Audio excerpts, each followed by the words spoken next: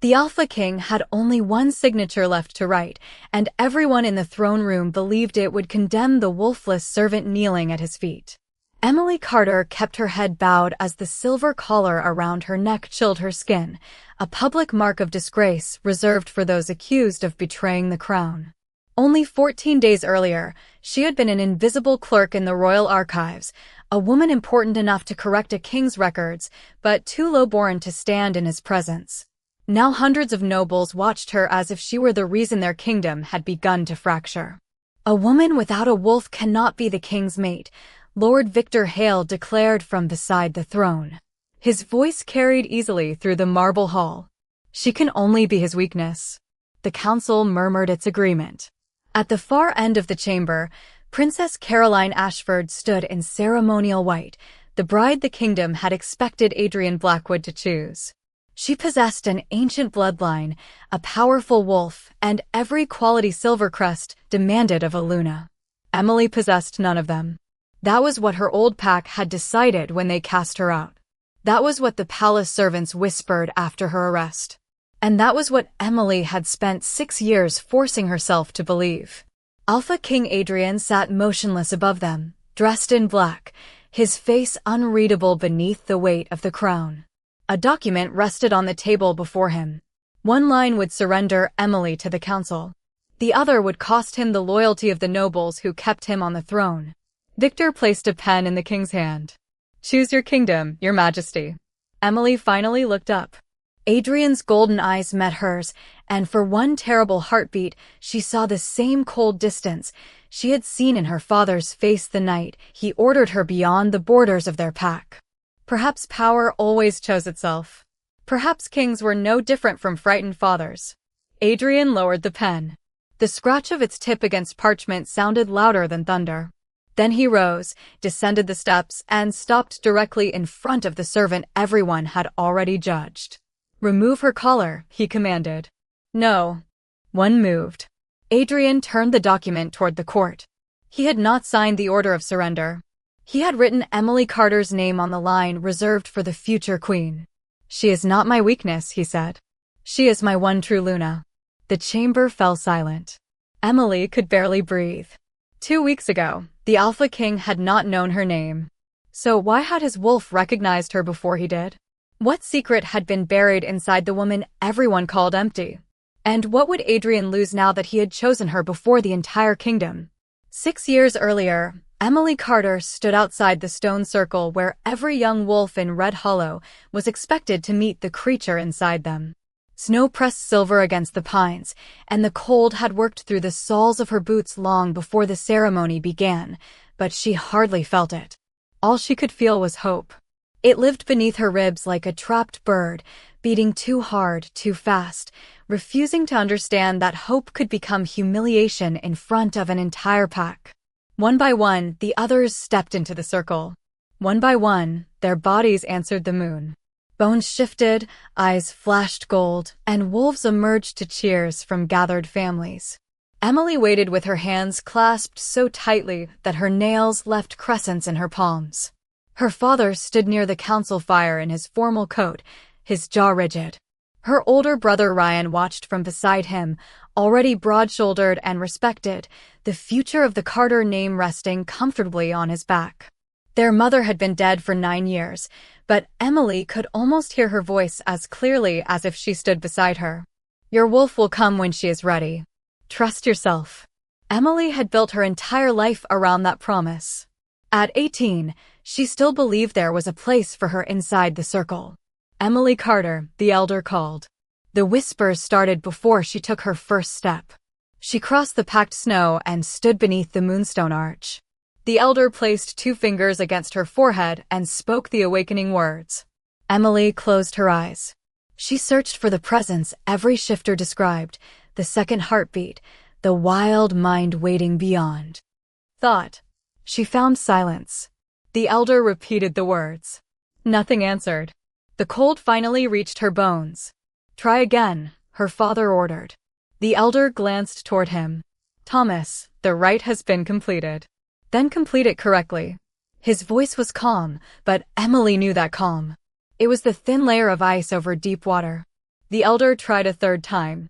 Emily reached so far inward that her breath shook. Please, she thought. Please be there.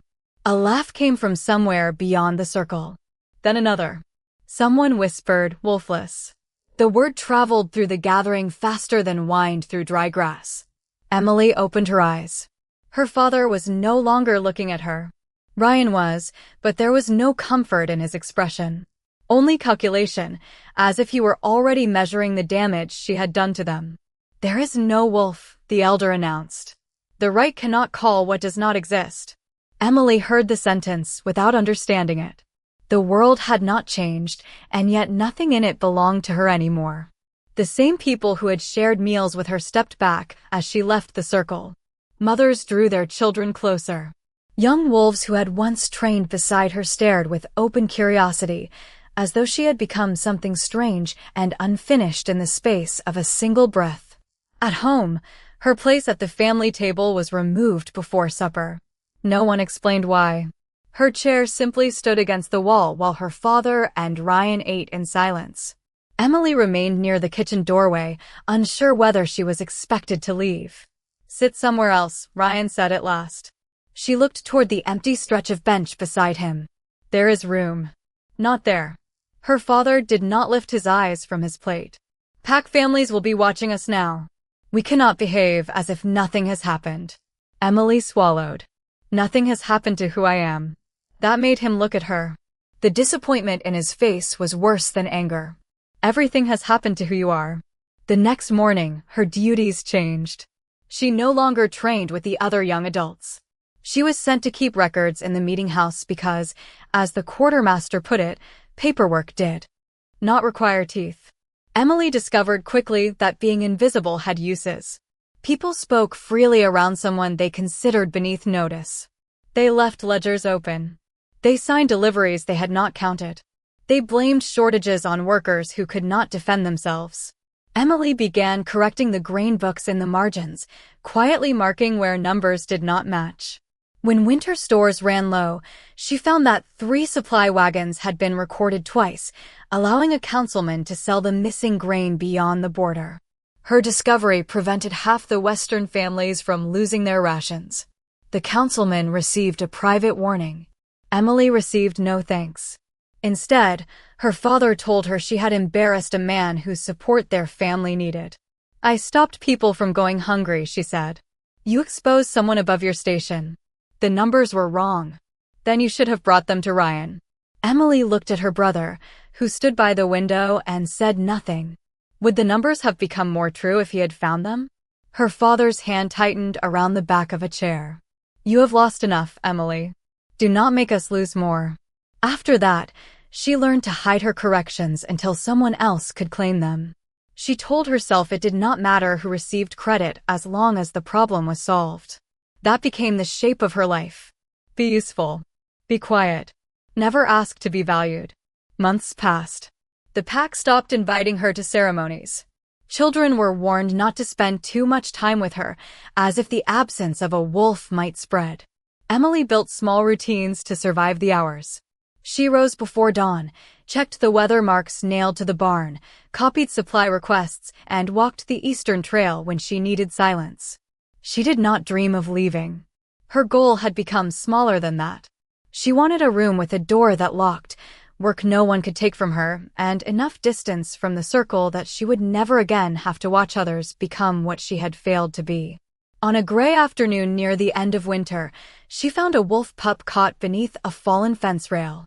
It belonged to Councilman Hale's household, a young brown wolf with one hind leg trapped in the frozen mud. The pup snapped at everyone who approached. 2 men tried ropes. A healer tried herbs. Nothing worked. It is frightened, Emily said. The healer frowned at her. You would know. The question drew laughter. Emily ignored it and crouched 10 feet away. She did not move closer. She watched the pup's breathing, the tremor in its shoulders, the way its eyes shifted toward the trees whenever the men raised their voices. Stop crowding it, she said. No one listened. The pup struggled harder. Emily raised her voice, something she almost never did. Back away. Perhaps it was the certainty in her tone. Perhaps everyone simply wanted someone else to fail. Either way, they moved. Emily lowered herself into the snow and waited. The pup's breathing slowed. She extended one hand, palm up. "You are not trapped forever," she whispered. "Only right now." The words were meant for the animal. They hurt her anyway. The pup looked directly into her eyes. Something brushed the edge of Emily's mind. Not a voice exactly. More like a feeling shaped into meaning. Cold. Pain. Afraid. Emily stopped breathing. The sensation vanished as quickly as it came, leaving her uncertain whether she had imagined it.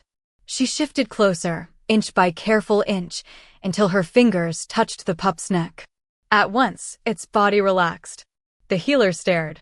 "How did you do that?" Emily did not know. She only knew that when they lifted the rail, the pup did not bite. It pressed against her side and refused to leave until its owner arrived. That evening, Ryan came to her room. He closed the door behind him and held out a folded notice sealed with the council mark. "The pup belonged to Victor Hale's nephew," he said. "Councilman Hale believes you used forbidden influence." Emily unfolded the notice. Her eyes moved over the formal words once, then again, though she had understood them the first time. She had 24 hours to leave Red Hollow territory. Her father had signed at the bottom. He agreed to this? Ryan looked toward the floor. He agreed to protect the family. Emily waited for him to say he had argued. He did not. "Did you?" she asked. Ryan's silence answered. The old belief settled deeper inside her, cold and complete. A woman without a wolf could not be loved. She could only be tolerated while useful, and discarded the moment usefulness became inconvenient. Emily folded the notice along its original crease. "I will be gone before sunrise." Ryan finally looked at her. "Where will you go?" Emily glanced toward the narrow window, beyond which the eastern road disappeared between the trees. "Somewhere no one knows what I am missing." That night, she packed one dress, 2 shirts, her mother's brass compass, and the notebook where she had copied every error she had ever found in the pack ledgers. She left before dawn without waking anyone. At the border marker, she stopped and looked back only once. Red Hollow lay quiet beneath the snow, familiar and close to her. Emily pressed a hand against the wooden post, not in farewell, but in promise. She would never stand outside another circle waiting to be allowed in. She would find work. She would make herself useful. And she would never again mistake usefulness for love. 6 years later, Emily Carter had become very good at disappearing. In the Royal Archives of Silvercrest, that was almost a professional skill. She wore plain gray dresses, kept her dark hair pinned neatly at the base of her neck, and moved through the long corridors with stacks of ledgers balanced against her chest. Nobles rarely noticed her. Senior clerks noticed her only when something was wrong. Emily preferred it that way. Invisibility paid modestly, but it paid on time, and the small room she rented above a bakery had a door with a lock that belonged only to her. Every morning, she walked 3 blocks to the Western Palace gate before sunrise, showed her brasswork token to the guards, and entered a world that was not hers. The palace belonged to wolves with old names and stronger bloodlines. Emily belonged to columns of figures, faded ink, and quiet mistakes no one else had the patience to find. Her desk stood in the lowest archive chamber, where the windows were narrow and the air always smelled of dust and lamp oil. On the wall above her sat 3 rules written by her first supervisor. Copy exactly. Question nothing. Send all irregularities upward. Emily followed the first rule perfectly, pretended to follow the second, and had learned the third was mostly decoration. That Tuesday began like any other. She checked tax records from the Northern Territories, corrected a duplicated shipment of winter blankets, and returned a noble family's genealogy because someone had listed a dead uncle as an eligible heir. Near noon, Margaret Whitmore, the elderly keeper of restricted records, placed a bundle of royal supply orders on Emily's desk. "These came from the physician's office," Margaret said. "They need to be matched against the treasury copies before sunset." Emily accepted the bundle. "Anything unusual?" Margaret's eyes flicked toward the other clerks. "Everything is unusual when men with titles insist it is routine." Then she walked away. Emily waited until the room settled again before breaking the wax thread around the documents. Most were ordinary purchases: fever herbs, clean linen, lamp oil, surgical alcohol, and dried lavender for the infirmary. The final set was different. 12 barrels of wolfsbane extract had been ordered over 4 months, each listed as a treatment for royal kennel infections. Emily read the entry twice. Wolfsbane was not used for kennel infections. Even humans knew that. In controlled amounts, it could dull a shifter's senses. In larger amounts, it could weaken the bond between body and wolf. Emily checked the treasury copy. The quantity there was 6 barrels, not 12. She compared the seals. The physician's seal looked correct, but the wax had been pressed after it cooled, leaving the outer edge slightly uneven. Someone had copied the emblem rather than used the original stamp. Her pulse quickened. She reached for the previous month's ledger and found another order hidden beneath a different category. Then another. Each shipment had traveled through the Eastern Service Gate. Each had been signed by a different junior official. None of those officials still worked at the palace. Emily copied the dates into her private notebook. She told herself she was being careful, not curious. Curiosity had cost her a home once. By late afternoon, she carried the records to her supervisor, Mr. Edgar Finch, a narrow-faced man who valued order almost as much as he valued not being blamed for anything. He listened while Emily explained the discrepancies, then closed the office door. "You matched these personally?" he asked. "Yes."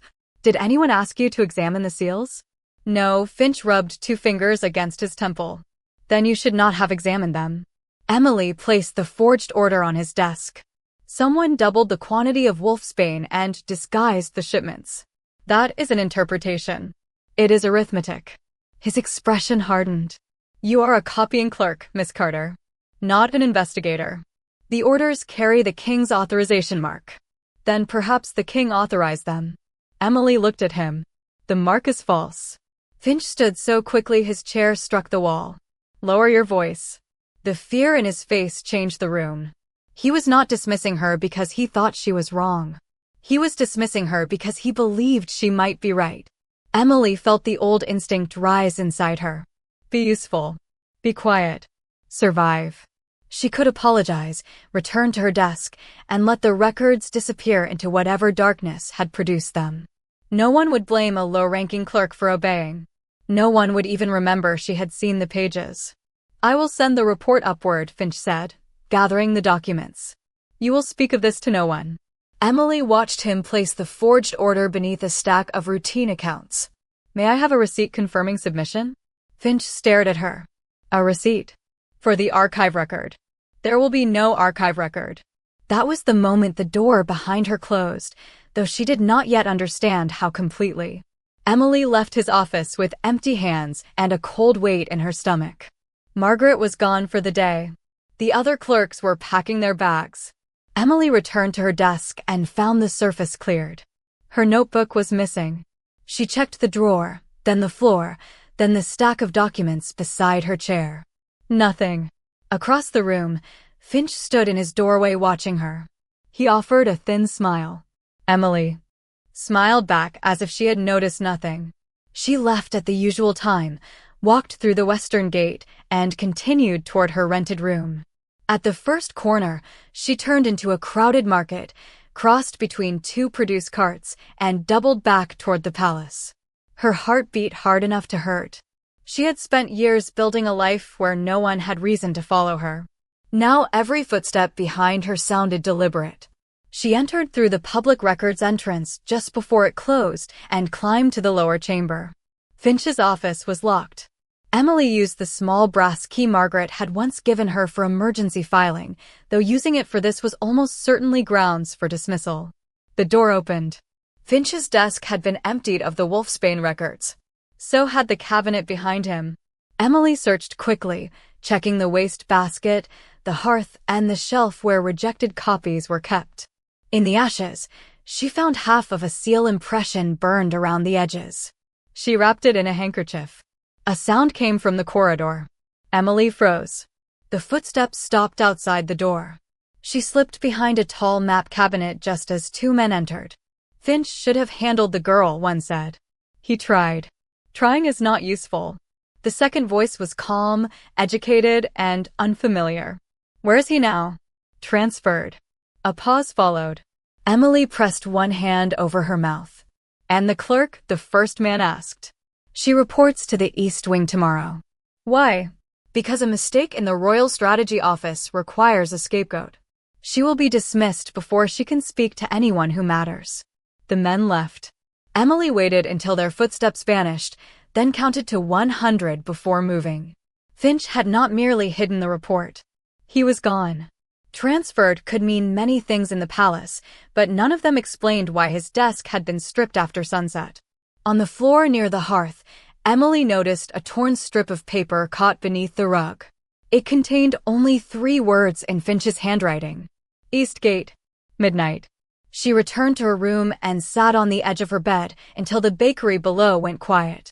The safe choice was obvious. She could pack before dawn, leave Silvercrest, and find another town where no one knew her name. She had done it once.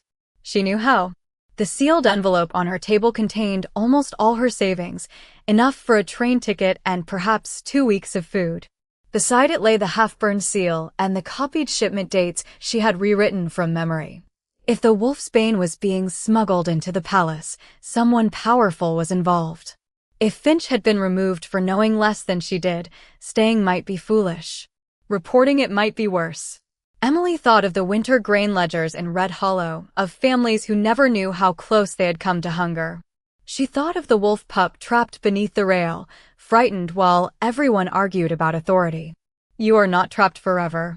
Only right now. For 6 years, Emily had survived by making herself small enough to escape notice. But smallness had never made her safe. It had only made injustice easier for others to carry past her. She opened the envelope, removed half her savings, and slid the money beneath a loose floorboard. The rest she placed in her coat in case she needed to leave quickly. Then she wrote a formal report addressed not to Finch, not to the Archive Council, but to the Office of the Crown. At the bottom, she signed her full name. That signature cost her the life she had built. A clerk who accused royal officials of forgery could lose her position, her room, and the protection of palace employment. A wolfless woman without pack backing would have no one to appeal to.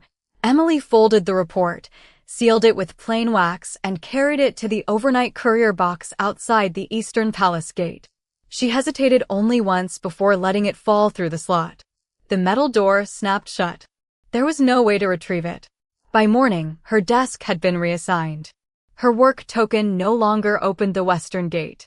A guard escorted her through unfamiliar corridors toward the Royal East Wing, where servants lowered their voices and every door bore the Black Wolf crest of House Blackwood. There has been a clerical failure in the King's Strategy Office, the guard said. You are to correct it. Emily understood the punishment immediately. If she failed, she would be dismissed. If she succeeded, whoever had forged the orders would know she had not been silenced. At the final checkpoint, the guard took her archive token and broke it in half. The small crack sounded like another door closing behind her. Then the doors ahead opened, and somewhere beyond them, something powerful released a roar that did not sound entirely human. The roar rolled through the East Wing hard enough to rattle the glass in the tall windows. Emily stopped beneath the Black Wolf crest, every instinct telling her to turn around, but the guard behind her had already closed the doors. A second sound followed, lower and rougher, like thunder trapped inside stone. Servants stood pressed against the walls. 2 royal physicians hurried past carrying a locked medicine case, their faces pale. At the end of the corridor, 3 guards struggled to hold shut a pair of carved oak doors while something heavy struck them from the other side. What is happening? Emily asked. No one answered. The guard who had escorted her seized her elbow and pulled her toward a narrow side office. You will wait here until the king is contained. Emily resisted. Contained? His grip tightened. Do not ask questions you are not important enough to hear answered. The words should not have surprised her.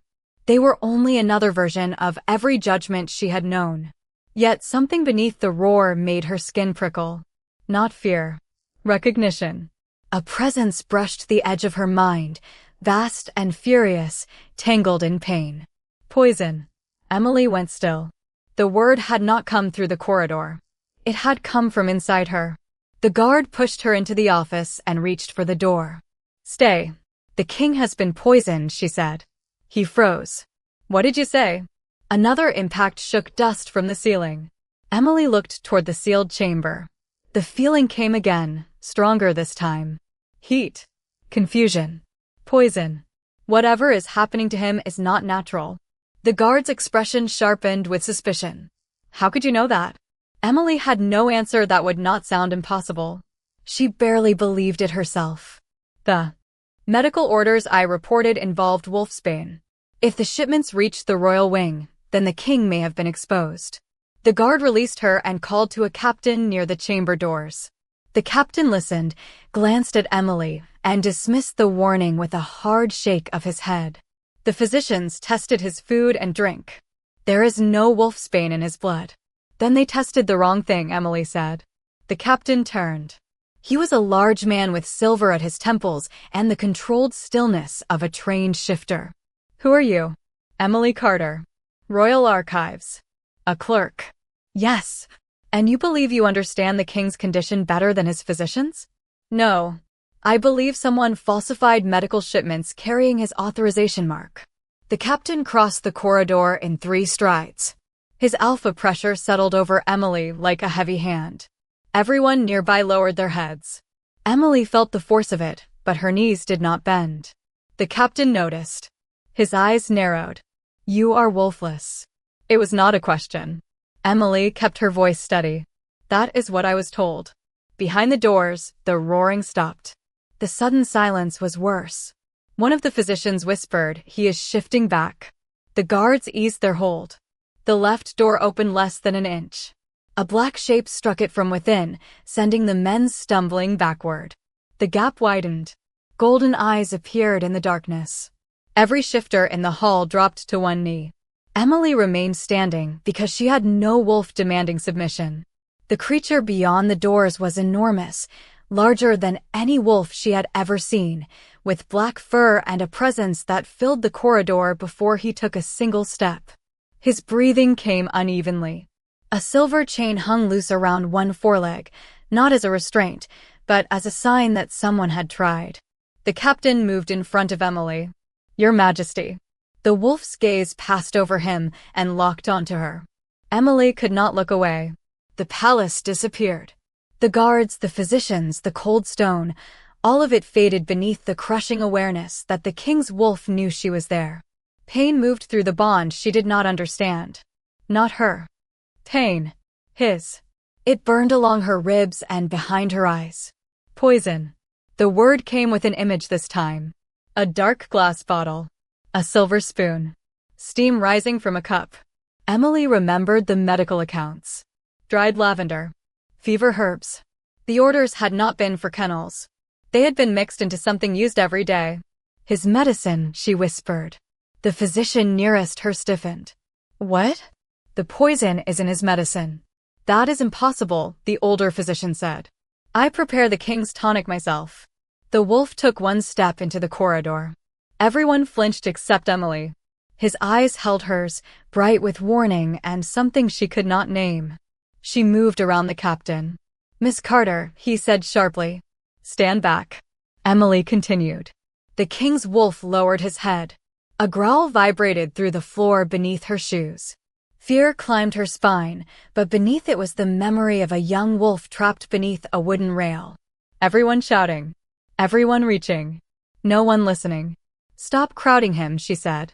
The captain stared at her. "You are speaking about the king." "I know. Move away. You are frightening his wolf." The insulted silence that followed would have been almost absurd in any other moment. Emily took another step. 10 feet separated her from the black wolf. His shoulders were rigid.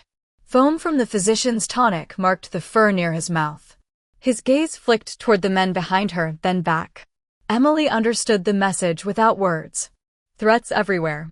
No escape. "Clear the corridor," she said. No one moved.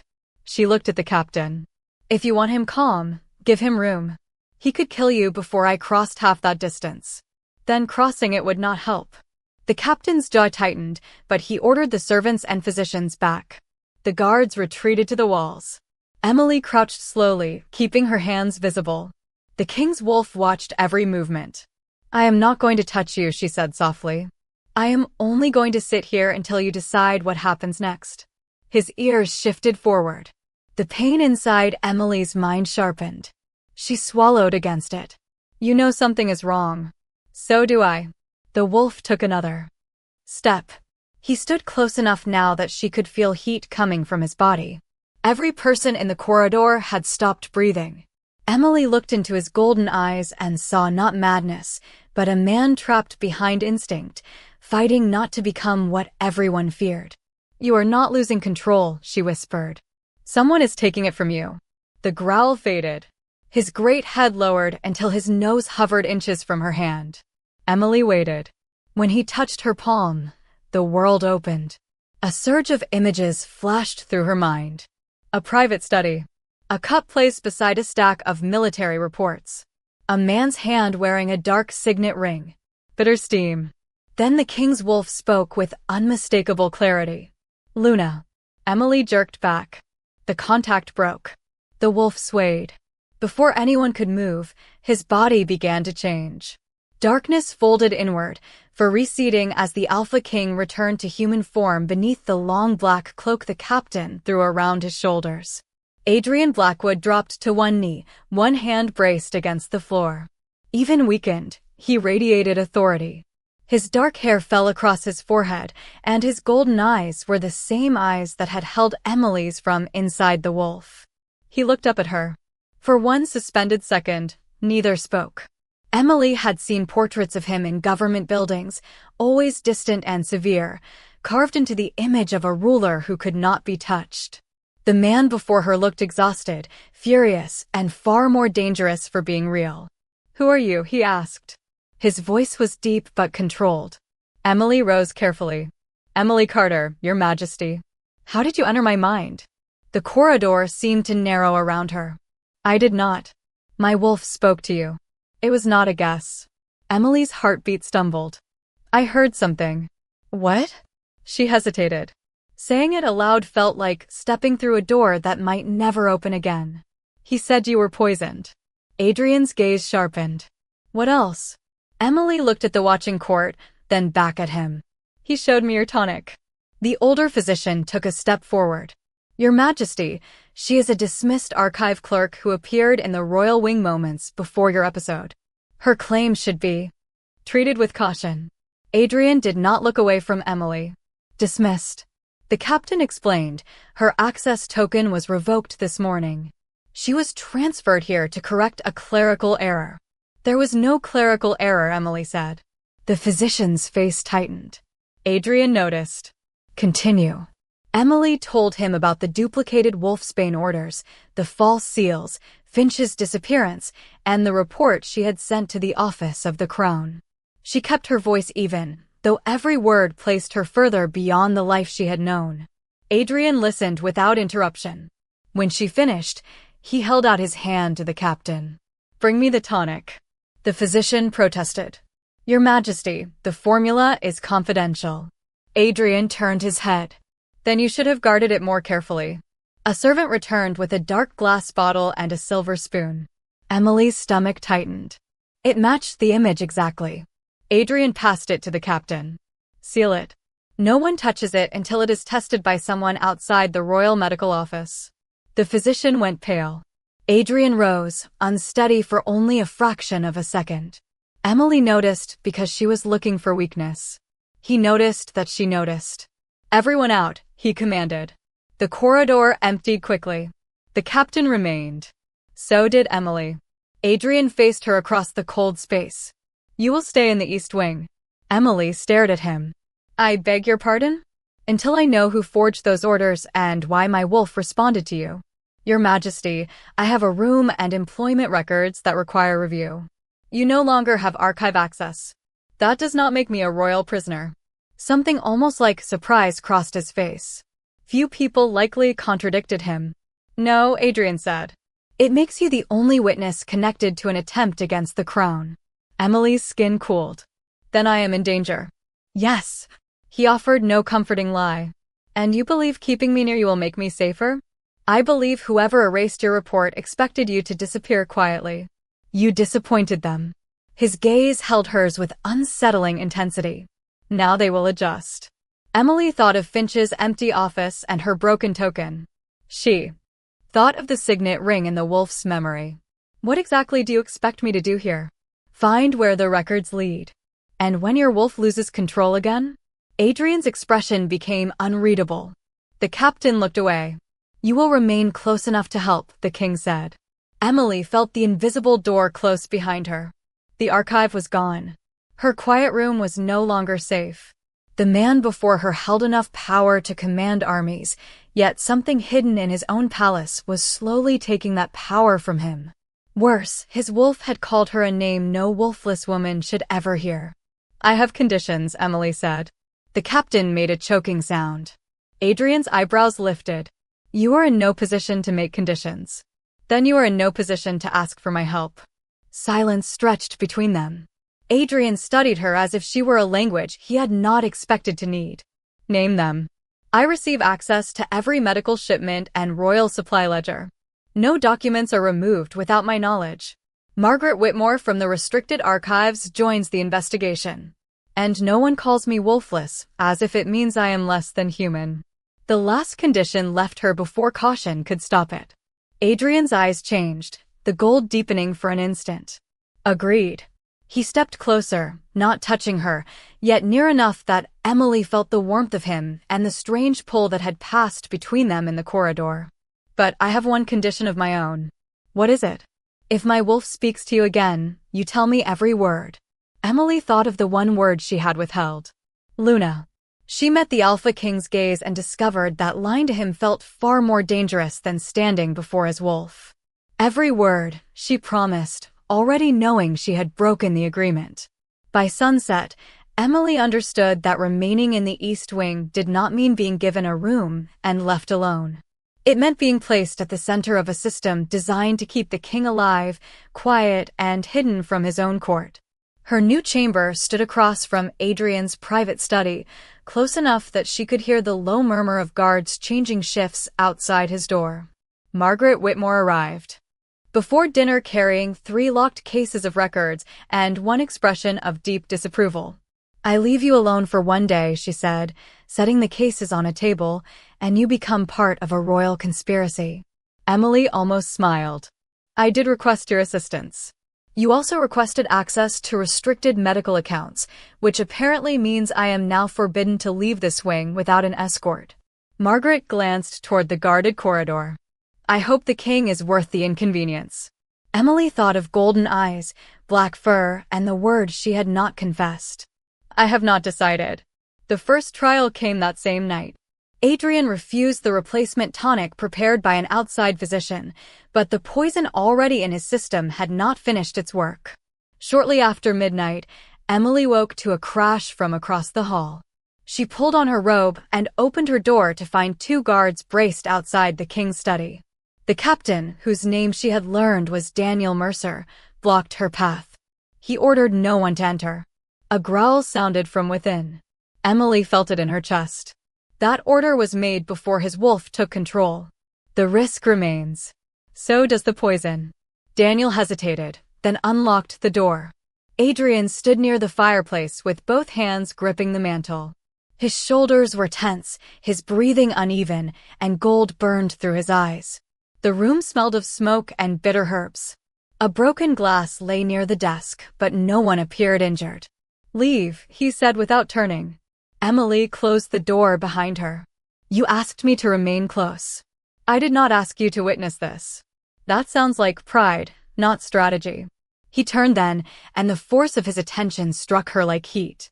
You speak very freely for someone in danger. I have discovered danger does not become less dangerous when spoken to politely. His mouth tightened, though she could not tell whether he was angry or almost amused. The gold in his eyes deepened. Emily felt the same pressure at the edge of her mind. Not words this time. Restlessness. Pain. a desperate need for open air. She crossed to the windows and unlatched them. Cold night wind swept into the room. Adrian's shoulders lowered by a fraction. "The room is too warm," she said. "You knew that?" "Your wolf did." He looked at her sharply. "What exactly did he say?" "Nothing clearly." That was true enough. Emily moved a chair several feet from the fire and Saturday, "You do not have to speak. I will stay until it passes." "You assume I want company." "No. I assume you do not want to lose control in front of your guards." Adrian looked toward the closed door. The truth of it settled between them. He sat across from her, still rigid, and for nearly an hour neither spoke. Emily counted his breaths until they steadied. When the gold finally faded from his eyes, he studied her as though she had completed a test he had never announced. "You are not afraid of me," he said. Emily considered lying and decided against it. "I am afraid of what is happening to you." "That is not the same thing." The next morning, Adrian gave her access to the royal supply room. It was the first sign that trust had shifted. The second came when he dismissed 3 senior officials from the inspection and ordered them to leave Emily alone with the records. She spent 6 hours comparing seals, dates, delivery routes, and signatures. Margaret handled the older ledgers while Adrian worked at a nearby table reviewing military reports. His presence made the servants careful and the room unnaturally quiet. Emily ignored him until she found the first pattern. "These shipments did not enter through the east gate," she said. Adrian looked up. "The forms say they did." "The forms are false." She placed 3 documents side by side. The gate clerks record arrival times in quarter-hour marks. These entries used 10-minute intervals. Someone copied the format but did not know the habit. Adrian came around the table. He stood close enough that his sleeve brushed the edge of her papers. "Where did they enter?" Emily traced the wagon numbers through a secondary ledger. "The Old Chapel Road." Margaret looked up sharply. "That road was closed 4 years ago." "Officially," Emily said. Adrian's expression hardened. "Who controls the land around it?"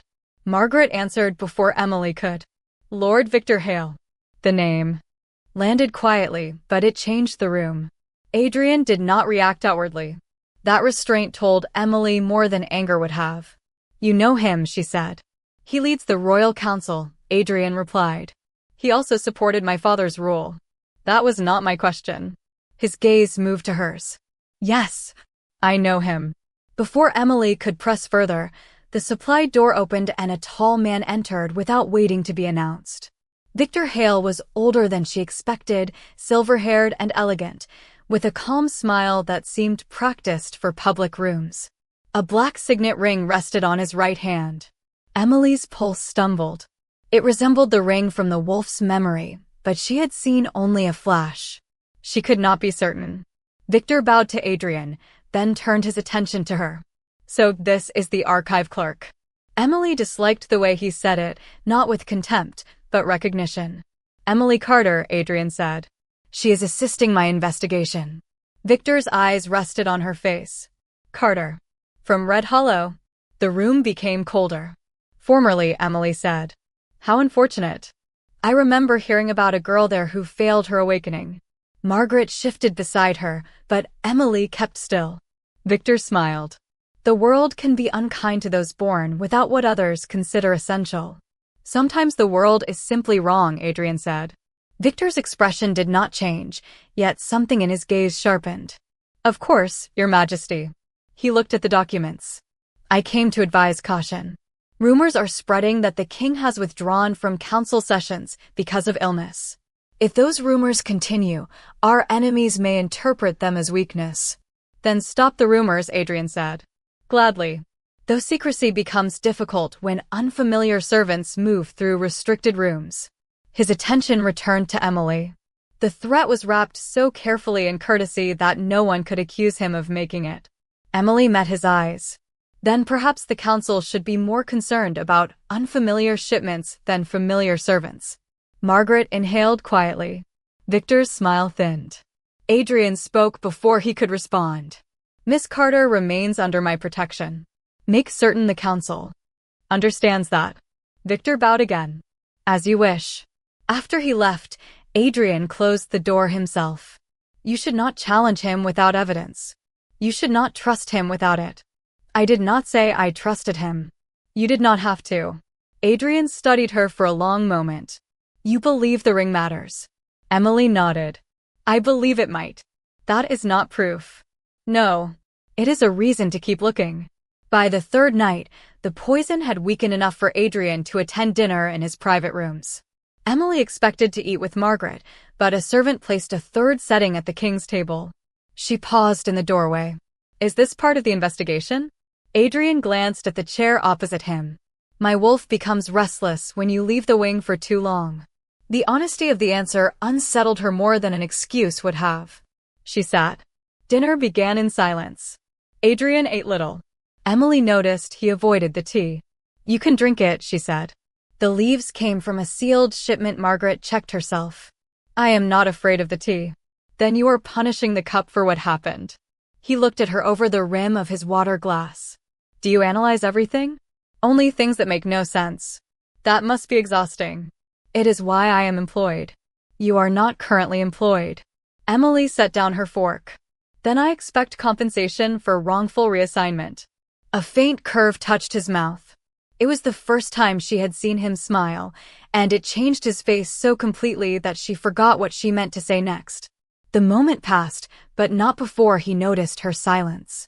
Something warmer entered his gaze. Emily looked down at her plate. Why did you agree to my conditions? She asked. Because you were right. Kings rarely admit that quickly. Kings rarely meet people willing to say it. He leaned back. Why did your pack cast you out? The question struck deeper than she expected. Because they believed I had used forbidden influence on a wolf pup. Had you? I calmed it. As you calmed me. Emily's fingers tightened around her napkin. You are not a frightened pup. My counsel would be relieved to hear that. She almost laughed then. Stopped herself. Adrian's expression softened. You do that often. Do what? Stop yourself before feeling something. The accuracy of it made her defensive. You have known me for 3 days. My wolf noticed you in 3 seconds. The room went still. Emily heard the withheld word again inside her memory.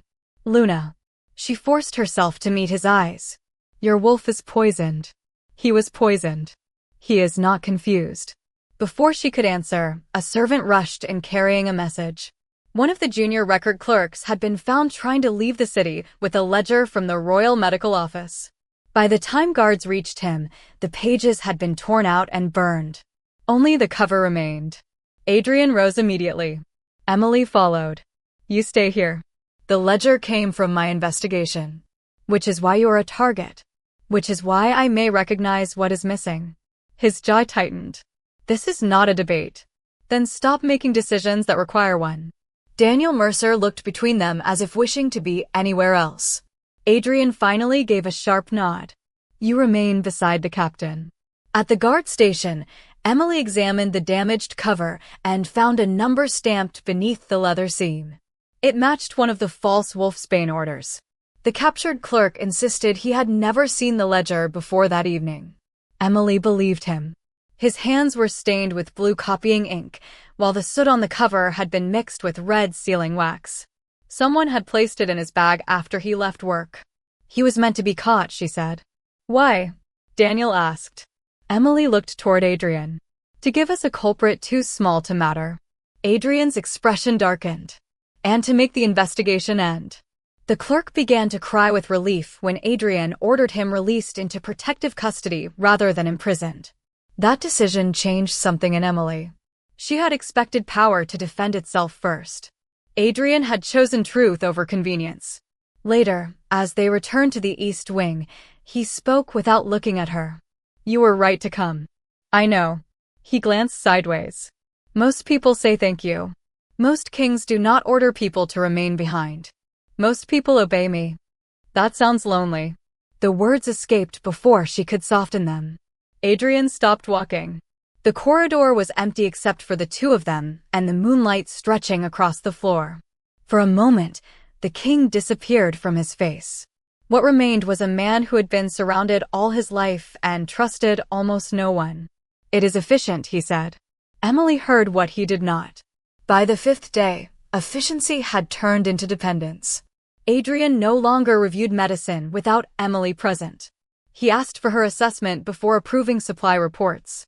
His wolf settled when she entered the room and became restless when she left. The servants noticed. So did the court. Whispers followed Emily through the corridors. Some called her the king's lucky charm. Others used darker words. She pretended not to hear until she found a small black feather laid across her pillow. Beneath it was a strip of parchment with a single sentence written in silver ink. "Leave before the wolf learns what you are." Emily carried the message to Adrian.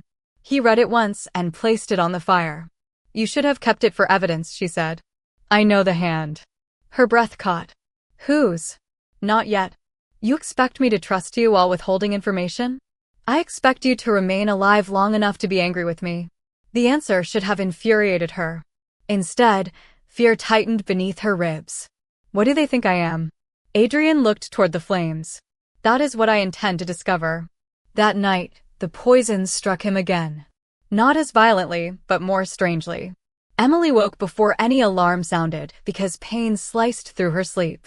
She crossed the corridor barefoot and entered his room without waiting for permission. Adrian stood near the window, eyes gold, one hand pressed to his chest. His wolf pushed at the edge of her thoughts with one urgent demand. "Stay." Emily approached slowly. "I am here." Adrian looked at her, but it was the wolf who answered through the bond. "Ours." The word carried warmth, fear, and recognition so deep it shook her. Emily placed her palm against his chest. His heartbeat steadied beneath her hand. Adrian covered her fingers with his, not trapping them, only holding on.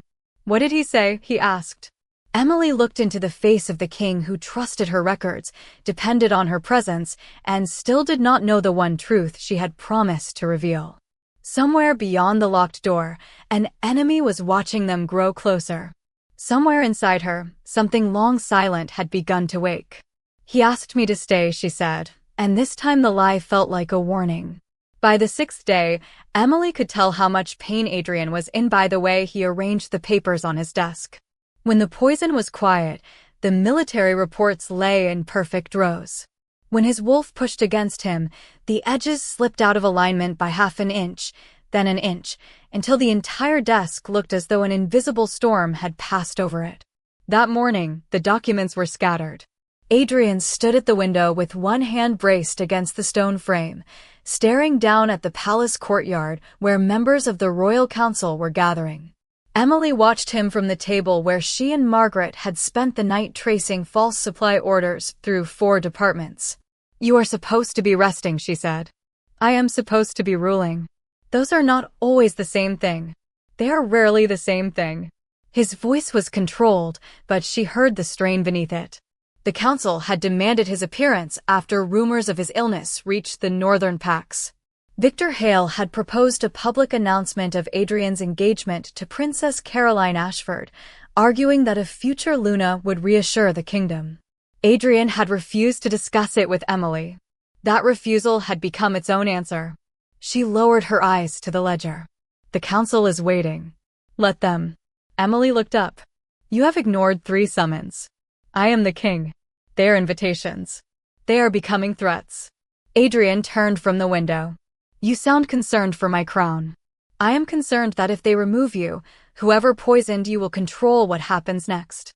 His gaze sharpened. "Only that?" The question was too quiet. Emily's fingers paused on the page. 6 days ago, he had been a distant ruler whose signature appeared at the bottom of records. Now she knew he disliked honey and tea, slept no more than 4 hours at a time, and read every letter from the families of fallen soldiers himself. She knew his wolf became agitated when storms approached. She knew he pretended the pain was less severe whenever Daniel Mercer entered the room because he did not want his captain to worry. None of that belonged in an investigation. None of it should have mattered. "That is enough," she said. Something closed in Adrian's expression. He reached for his coat. "Then you will accompany me. To the council chamber? You found the forged orders. You will present the evidence." Margaret looked up from her documents. "That will place her directly in front of the people most likely responsible." "I know," Adrian said. Emily heard the anger in his voice, but it was not directed at Margaret. Then why take me? She asked. Adrian met her eyes. Because if I leave you here, you will be unguarded. If I send you away, they will follow. And if I hide you, they will know exactly how important you have become. The words settled between them. Important. Not useful. Not convenient. Important. Before Emily could decide what to do with that distinction, he crossed the room and fastened the black clasp at his throat. His fingers trembled once. Only once. She saw it. He saw her see it. Give me your hand, she said. I do not need help dressing. That was not what I meant. He became still. Emily approached and offered her palm. The connection between them had grown easier to recognize. It began as warmth beneath her skin, then a quiet pressure at the edge of thought. Adrian hesitated before placing his hand in hers. His fingers closed around hers carefully, as if her permission mattered. The moment they touched, the tension in his shoulders eased.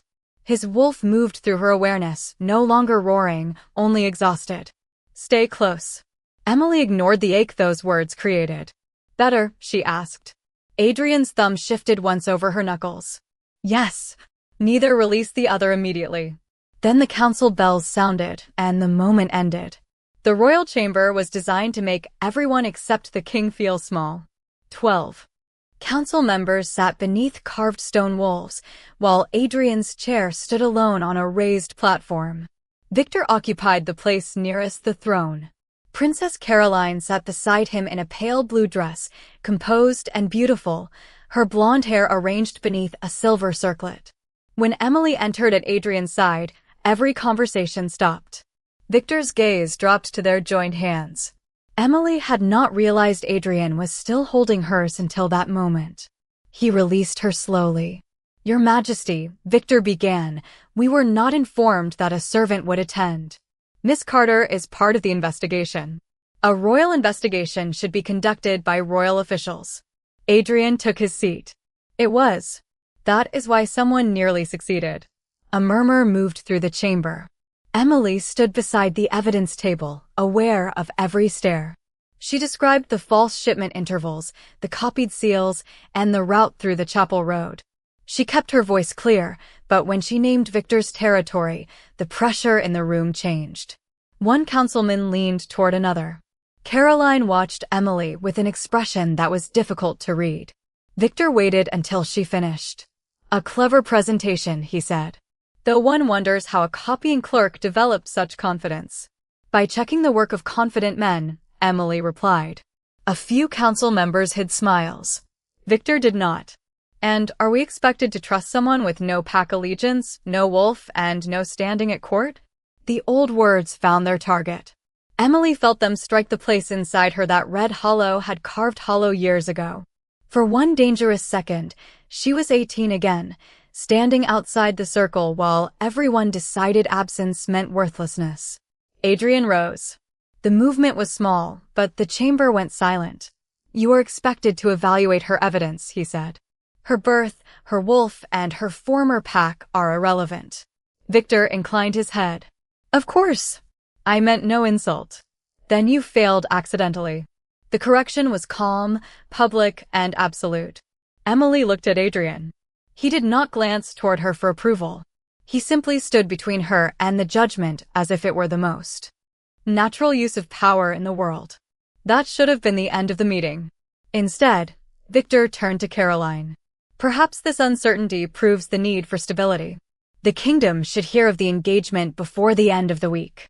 Caroline's posture stiffened. Adrian's expression became colder. There is no engagement. There is a treaty under negotiation. A treaty is not a marriage. Victor's eyes flicked toward Emily again. The distinction may not be clear to the public while the king keeps an unattached woman in his private wing. Heat rose beneath Emily's skin. Adrian's presence sharpened, but Caroline spoke first. The public is not confused, Lord Hale. You are. Every gaze turned to her. She folded her hands in her lap. His Majesty has never asked for my hand. My family discussed an alliance with the council. Those are not the same thing. Victor's control slipped for a fraction of a second. Emily saw it. So did Adrian. Princess, Victor said carefully, your father understands the necessity. My father understands power. I understand consent. Caroline looked at Emily then, not with rivalry, but warning. Those who confuse the two are dangerous. The meeting ended soon after, though not before the council ordered independent testing of every royal medicine shipment. It was a victory, small but real. In the corridor, Emily caught up with Caroline. Thank you, she said. Caroline gave a brief smile. Do not thank me yet. Victor does not lose gracefully. You know him well? Well enough to know he chose me as future Luna before anyone asked what I wanted. She glanced toward Adrian, who was speaking with Daniel several yards away. He will do the same to you if he decides you are useful. The words stung more than Emily expected. I am already useful. Then make certain the king sees more than that. Before Emily could answer, Caroline walked away. Adrian joined her moments later. What did she say? That Victor is dangerous. She is right. She also said I should make certain you see more than my usefulness. Adrian's expression shifted. Do you believe I do not? Emily looked down the corridor. I do not know what you see. He stepped closer, lowering his voice. I see a woman who walked toward my wolf when trained guards stepped back. I see someone who tells me the truth even when it costs her. I see the first person in years who looks at the man before the crown. Her breath caught. That is not an answer a king should give lightly. I did not give it lightly. The next evening brought the first rain of spring and another breakthrough. Emily discovered that the forged medical orders were connected to an old ceremonial law allowing the council to approve a Luna if a king became mentally unfit. The law had not been used in 2 centuries, but Victor had requested a certified copy 3 months earlier. Adrian read the clause twice. If my wolf is declared unstable, the council chooses the woman who bonds with the crown. Not with you, Emily said. With the crown. That is how they would describe it. And Caroline was their choice. Yes. Emily hated the sharp pull in her chest. It was not reasonable. Caroline had made it clear she did not want the arrangement. Adrian had made it clear there was no engagement. Still, the idea of another woman standing beside him felt like losing something Emily had never been promised. Adrian watched her too closely. You are angry. I am concerned. That is not the same expression you used during the meeting. I was publicly insulted. You were looking at Caroline. Emily turned a page too quickly. She was relevant. Were you jealous? The question was almost gentle, which made it impossible to dismiss. You are very confident for a man who needed me to open a window 2 nights ago. A low laugh escaped him. Emily stared. She had never heard him laugh before. It was warm, brief, and so unlike the distant king that it loosened something inside her. Adrian looked almost surprised by the sound himself. That was not a denial, he said. It was not an admission. I will accept progress. The rain intensified against the windows. For several minutes they worked in companionable silence. Then Adrian said, my father chose duty every time he was offered a human choice. Emily waited. He rarely spoke of his family. He loved the kingdom, Adrian continued, but he believed love required distance. He taught me that a ruler who needed anyone could be controlled through them. Is that why you trust no one? I trust Daniel. With your life. Emily looked at him. Not with your fear. Adrian went still. She expected him to retreat behind authority. Instead, he sat opposite her and removed the black ring from his right hand, setting it between them. This belonged to my mother. She died during a border fever when I was 14. My father did not attend the burial because the Western Council was meeting. His voice remained calm, but grief moved beneath it like dark water. I decided that day I would never become him. Then I became king and discovered how easily duty can disguise itself as virtue. Emily touched the edge of the ring but did not take it. You stayed with your wolf instead of locking him away. Only because you showed me he was not my enemy. Their eyes met. The distance between them felt suddenly fragile. What did your mother teach you? He asked. Emily swallowed. That my wolf would come when she was ready. Do you still believe her? I believed her until belief became another way to hurt myself. Adrian reached across the table and turned her hand palm up. His touch was careful. Perhaps the promise was not wrong. Perhaps the timing was. Warmth spread along her wrist. His wolf stirred at the edge of her mind, quiet and protective. Emily should have pulled away. Instead, she let him trace the old crescents in her palm left by years of holding herself too tightly. "You do not have to earn every kindness," he said. The words struck deeper than any declaration could have. Her eyes burned. She looked away before he could see too much. Adrian did not force her back. He simply kept holding her hand. That night, the pain returned stronger than before. Emily woke with Adrian's fear inside her mind. Not pain. Fear. She crossed the corridor and found him seated on the floor beside his bed, his back against the wall, eyes gold. He looked less like a king than she had ever seen him. "I cannot feel him clearly," he said. Emily understood at once. The poison was weakening the bond between Adrian and his wolf. She knelt in front of him. "He is still there. You can hear him?" "Barely." Adrian closed his eyes. "Then tell him I am sorry." "For what?" "For treating him like a threat." Emily placed both hands around his. The connection flared. His wolf appeared in her mind not as a beast, but as a presence curled behind a locked door, exhausted and waiting. "He does not want an apology," she whispered. "What does he want?"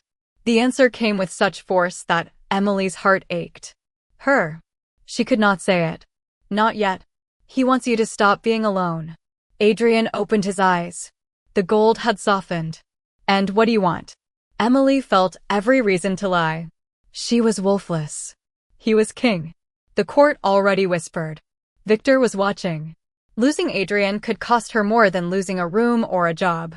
It could confirm the belief she had spent years surviving. She chose the smallest truth she could afford. "I want you to live." Adrian lifted one hand to her cheek, giving her time to move away. She did not. His forehead rested gently against hers.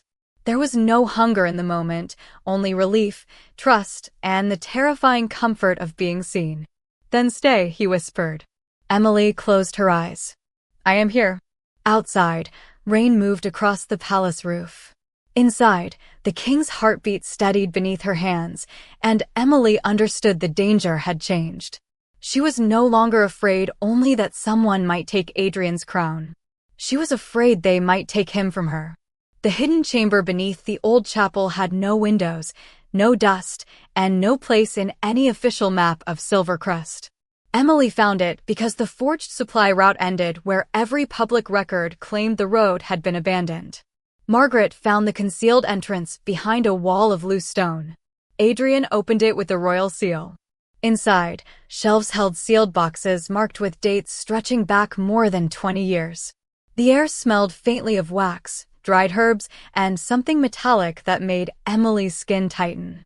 "These are not medical records," Margaret said as she lifted the lid of the nearest box. "They are bloodline records." Adrian stood beside Emily, one hand resting near hers without touching. Since the night she had helped him reconnect with his wolf, the space between them had changed. Neither named it. Both felt it. Margaret spread several documents across a narrow table. Most belonged to old Luna families whose lines had ended, vanished, or been declared unfit. Emily recognized the Carter name before she understood why it was there. Her breath stopped. "That is my mother." The page listed Eleanor Carter under a different surname, Eleanor Vale, last daughter of the Moonbound line. Beside her name was a red seal and a handwritten note. Subject refused council selection. Bond potential transferred to offspring. Monitor first daughter. Emily read the words twice. They did not become less impossible. "My mother was not from Red Hollow," she whispered. Margaret turned another page. "Not originally." Adrian's expression hardened as he examined the seal.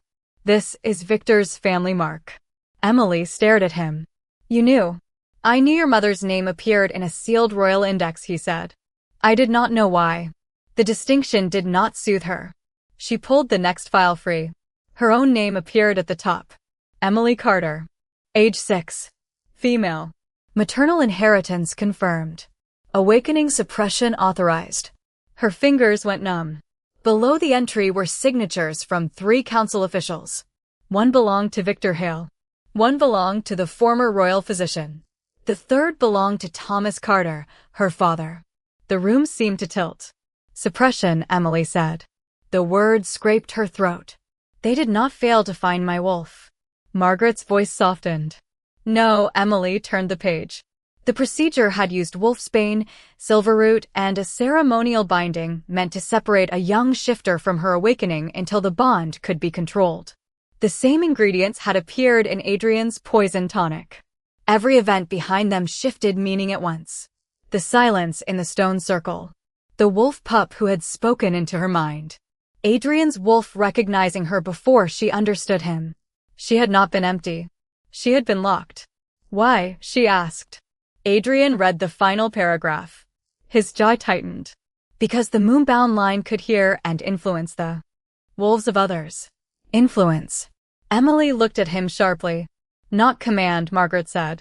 According to this, they could sense false bonds, calm unstable wolves, and expose magical interference. A true moonbound Luna could not be deceived by a council-forged mating bond. Emily understood before either of them said Victor's name. If the council intended to weaken Adrian, declare him unstable, and install a Luna of its choosing, someone with Emily's blood could reveal the fraud. Victor had not poisoned the king only to harm him. He had poisoned Adrian to create the exact crisis the old law required. Caroline would be presented as the safe answer. Emily had been silenced years before so no one could challenge the bond. He planned this before Adrian became king, she said. Margaret looked at the dates. Before you were old enough to remember. Emily turned to Adrian. And you suspected I was connected to this. I suspected your response to my wolf was inherited. You kept me near you because of it. Pain crossed his face. At first, I kept you near because you were the only person who could calm him. That is the same answer. No, his voice deepened. It was true for one day. Then it stopped being the reason. Emily wanted to believe him. That was what frightened her. Every kindness between them now carried a second meaning. Had he protected her because he saw her, or because some royal instinct recognized a lost weapon? Had his wolf called her Luna because of choice, or because of blood? You should have told me, she said. I had no proof. You had enough to investigate me. I was trying to protect you from a truth I did not understand. Emily laughed once, without humor. Men always call it protection when they decide a woman cannot handle her own life. Adrian flinched as though she had struck the exact wound he feared. You are right. The immediate admission left her with nowhere to place her anger. He stepped back, giving her space. I was wrong. Emily looked at the file bearing her father's signature. He knew. Her voice cracked despite her effort. My father watched me stand in that circle. He let me believe I was broken. Margaret found another note tucked beneath the authorization. Emily. The paper was older, written in Thomas Carter's hand. Victor threatened the boy if I refused. Ryan will be spared if the girl remains dormant. Emily closed her eyes. The truth changed, but it did not heal. Her father had been coerced, yet he had still chosen which child to sacrifice. He saved Ryan, she said. By giving them me. Adrian moved as if to reach for her, then stopped. This time, he waited. Emily hated that his restraint made her want his comfort more. A sound echoed from the passage above. 3 knocks, then silence. Daniel's warning signal. Someone was approaching the chapel. Margaret began gathering documents. Adrian extinguished 2 lamps. We take only what proves the suppression and the forged bond law, he said. Emily did not move. No, Adrian looked at her. Victor knows we are here. Then taking papers is not enough. He will destroy what remains and claim the records are false. What do you propose? Emily picked up the ritual index. For the first time, her goal was no longer survival, employment, or proving the poison existed. We find the place where the suppression was performed. Margaret stared. That could be dangerous. So is leaving my wolf locked while Victor builds a false bond around the king. Adrian's expression shifted at the word my. Emily felt it too. Not emptiness. Not absence. Possession. Her wolf was real. Somewhere inside her alive. If we break the seal, she continued, I may be able to identify every person involved and expose whatever ritual Victor is preparing. Adrian stepped closer. Or the release could harm you. Then help me control it. Emily. You asked what I wanted. She met his eyes. I want the truth before someone else decides what I am again. The footsteps above grew louder. Adrian held her gaze for one charged second, then nodded. The records mention a binding site beneath Red Hollow. The name of her old pack felt like a door opening onto winter. Then that is where we go. A sharp crack sounded from the chapel entrance. Daniel called from above that royal guards bearing council orders had arrived to take possession of the site. Victor was no longer hiding behind records and servants. He was moving openly. Adrian took Emily's hand. This time, she let him. There is a tunnel to the eastern woods, he said. Once we leave, we cannot return to the palace without confronting the council. Emily looked back at the table, at the proof of a life stolen before she could name it. The old goal of staying unnoticed had ended. The enemy was no longer a faceless forger. It was the man who had shaped her childhood, poisoned Adrian's wolf, and built a future where both of them were tools. Emily tightened her fingers around Adrian's. Then we do not return until we can destroy his version of the truth. Red Hollow had not changed enough to make returning easy. The same pines crowded the road. The same weathered border marker stood beneath the moon, its carved wolf darkened by years of rain. Emily stepped past it with Adrian beside her and felt 18 again, carrying one small bag while the people she loved chose silence. This time she carried proof. This time a king walked at her side. Yet the old fear returned so quickly that it seemed to have been waiting beneath the snow. Margaret and Daniel followed several yards behind, guarding the copied records from the hidden chapel. They had traveled through the night using the eastern tunnel and reached the pack before dawn, but Victor had moved faster. Every house was closed. No one worked the fields. At the center of the village, council banners hung from the meeting hall, black feathers tied beneath each seal. He knew we would come here, Adrian said. Emily looked toward her childhood home. Its windows were dark. He built the road that brought us. A bell rang once from inside the meeting hall.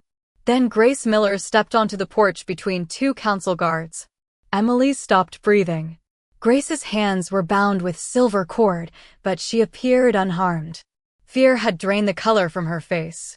Victor Hale emerged behind her, elegant as ever, as though he were greeting guests at a formal dinner. Miss Carter, he called. You have caused a great deal of trouble for someone who once wanted only to be unnoticed. Adrian moved in front of Emily. Victor smiled. Your Majesty, I suggest you remain where you are. The Council has invoked the stability provision.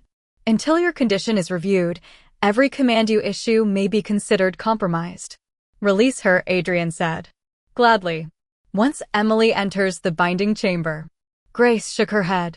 Do not do it. A guard tightened the silver cord and Grace winced. Emily took one step forward. Adrian caught her wrist. No, he brought her here because of me. That is why you cannot give him what he wants. Victor raised a folded document. The council has already approved Princess Caroline as provisional Luna. The ritual begins at sunrise.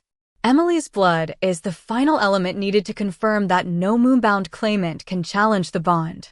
The truth was worse than Emily expected. Victor did not merely want her dead or silent. He wanted her living blood used to seal the false bond around Adrian, turning the gift stolen from her into the weapon that completed his plan. You said moonbound women could expose false bonds, Emily said. Correct, Victor replied. Unless their inheritance is redirected into one. Adrian's grip tightened around her wrist.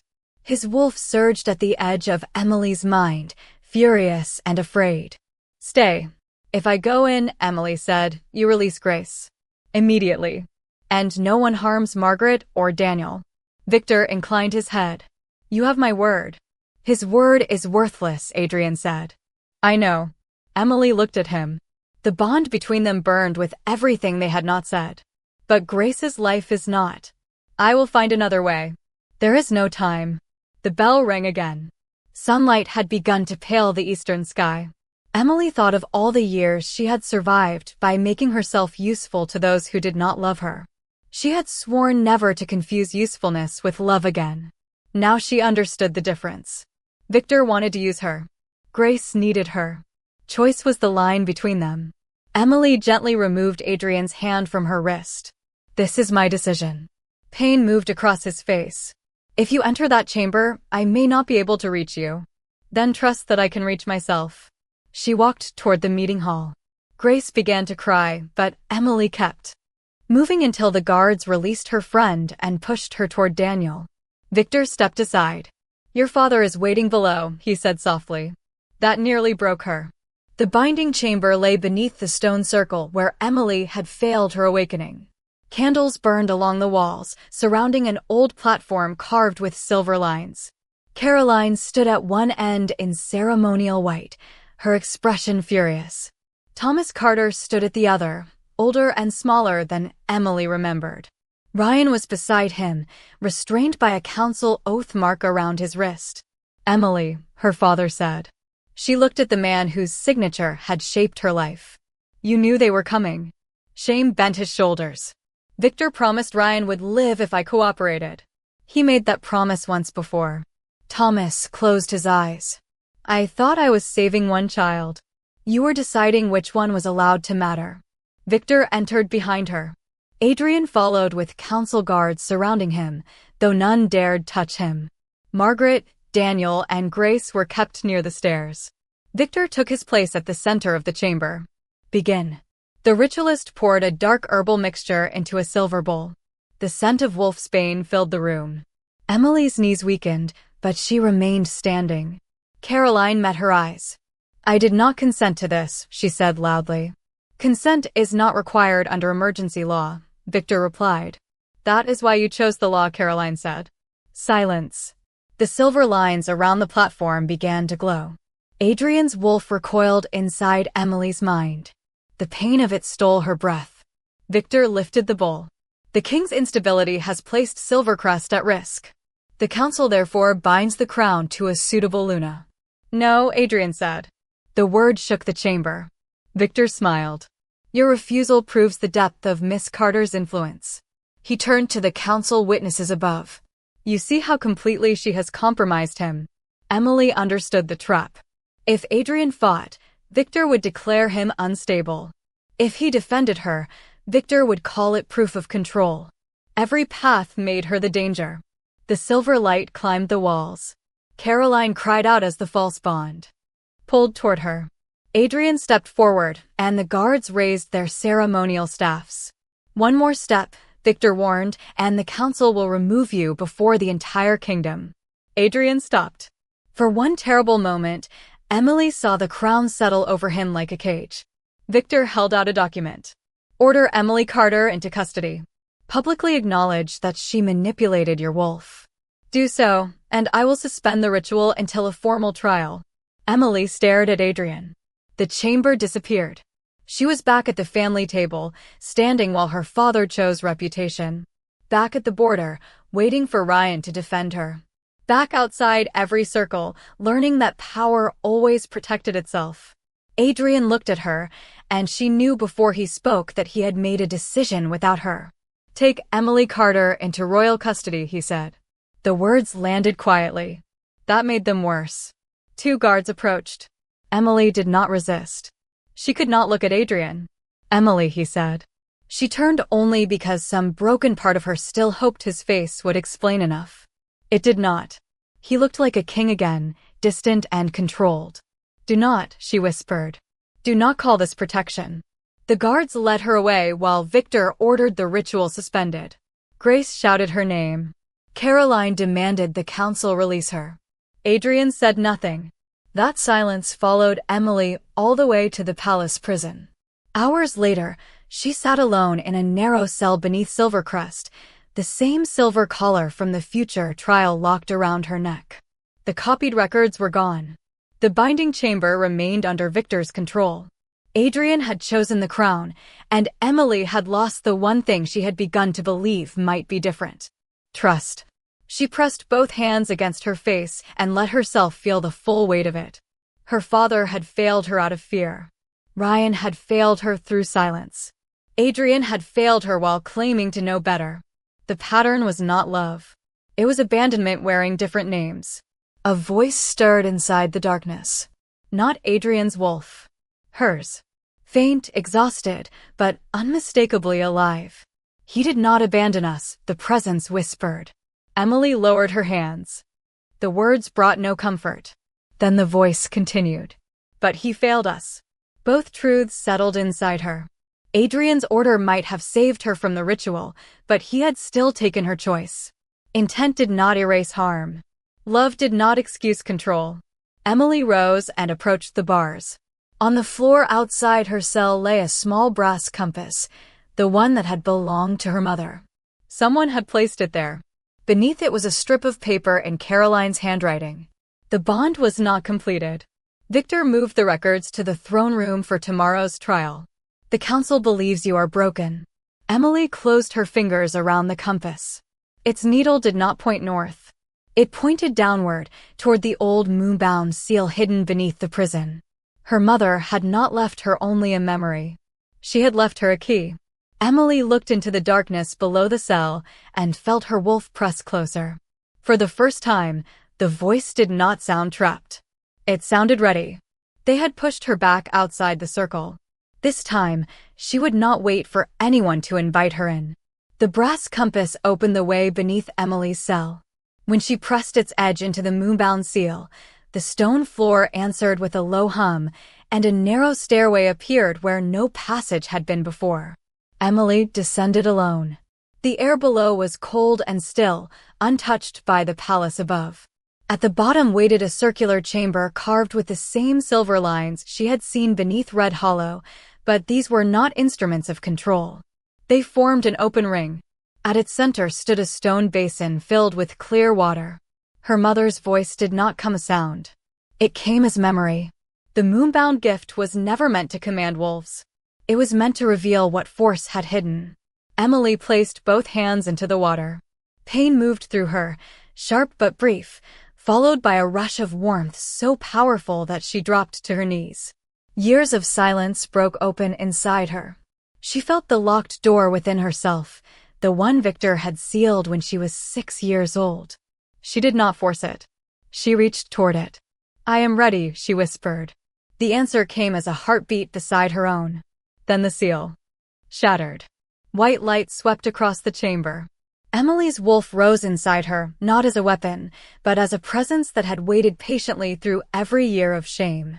Silver-white fur flashed across her mind. Golden eyes opened. We were never gone. By the time the throne room filled for the trial, Victor believed Emily was still imprisoned. He stood beside the council table with the altered records arranged before him.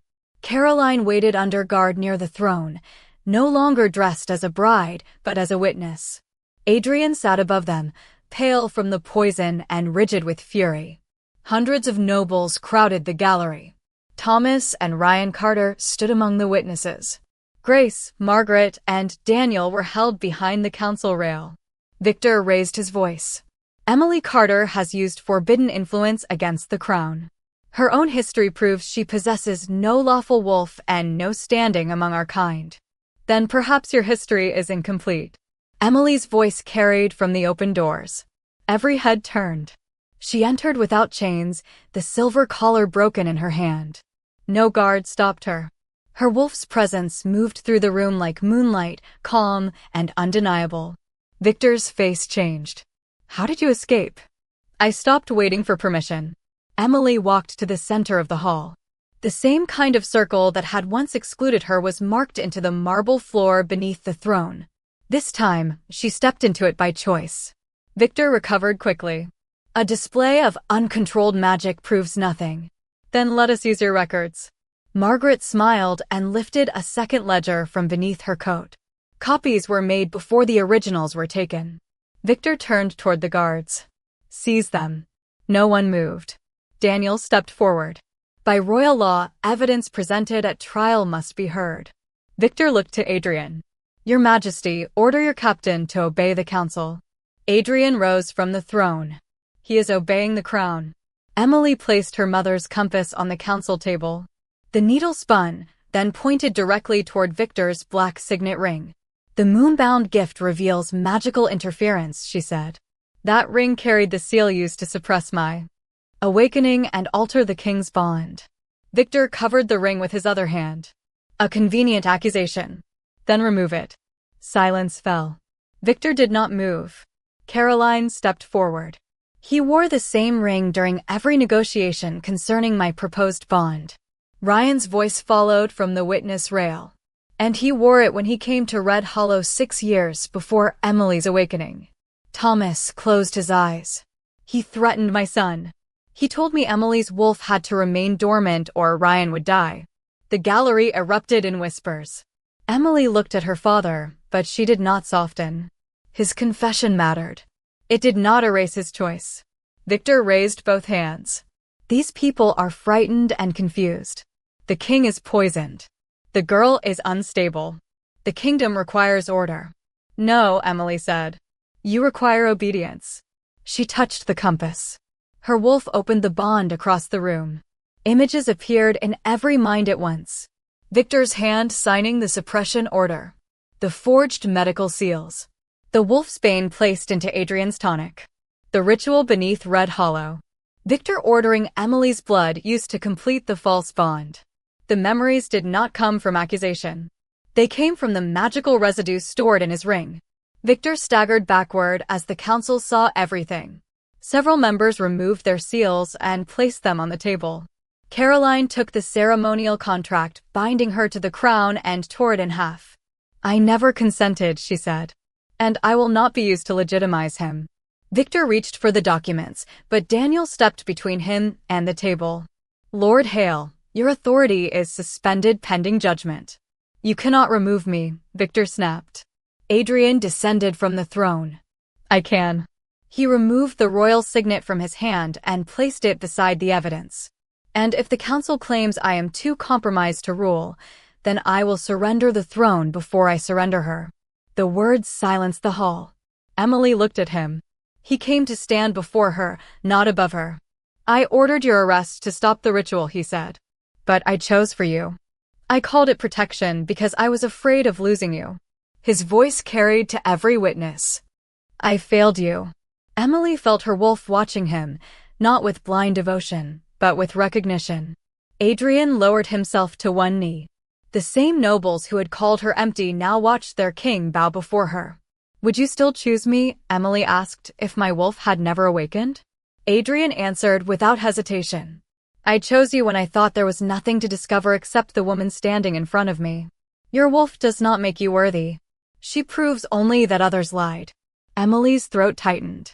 And if I refuse you? Then you walk free, with my protection if you want it, and without it if you do not. That was the choice no one had ever given her. Not her father. Not her pack. Not the council. Emily stepped closer. Stand up. Adrian obeyed. She took his hand before the entire kingdom. I will not be chosen like property, she said. I will choose as an equal. Adrian's golden eyes held hers. Then choose. Emily looked around the throne room. At Victor stripped of power. At Caroline free of the false bond. At Ryan standing beside the truth too late, but finally standing. At her father facing the cost of fear. Then she looked back at Adrian. I choose you, she said. But the crown changes with us. His hand tightened around hers. Agreed. Emily's wolf reached for his, and the true bond formed without command, contract, or council seal. Warmth moved through the hall. Adrian's poisoned wolf steadied. The silver lines in the floor faded. The circle no longer marked who belonged inside and who had to remain beyond it. Emily stood at its center, not because a king had rescued her, but because she had uncovered the truth, freed herself, and made the most powerful man in Silvercrest meet her there. 1 year later, the silver collar that had once marked Emily as a traitor rested inside a glass case in the Hall of Laws. Beneath it, a new decree carried both her signature and Adrian's. No citizen of Silvercrest could be exiled, denied work, or stripped of pack protection because they could not shift. Victor Hale had been convicted of poisoning the crown, falsifying royal records, and performing illegal binding rituals.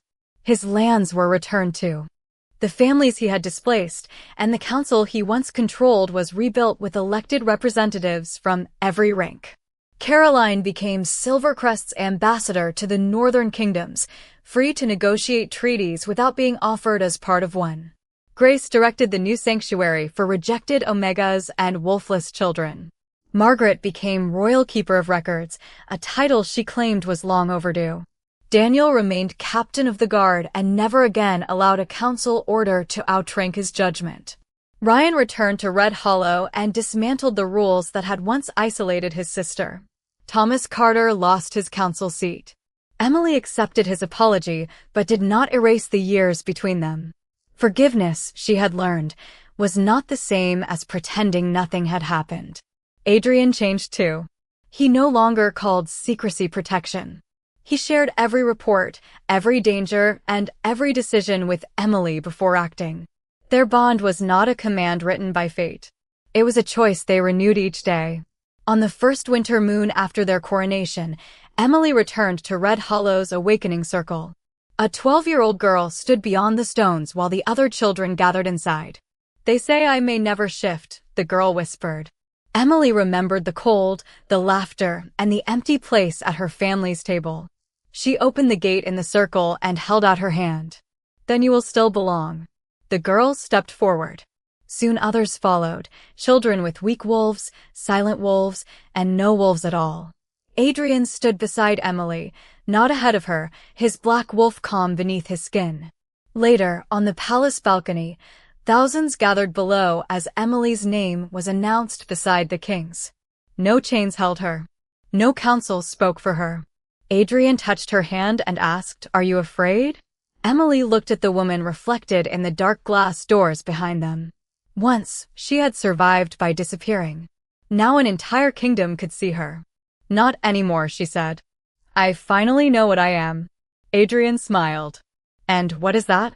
Emily faced the open gates below, where no one would ever again be forced to stand outside the circle. "Free,"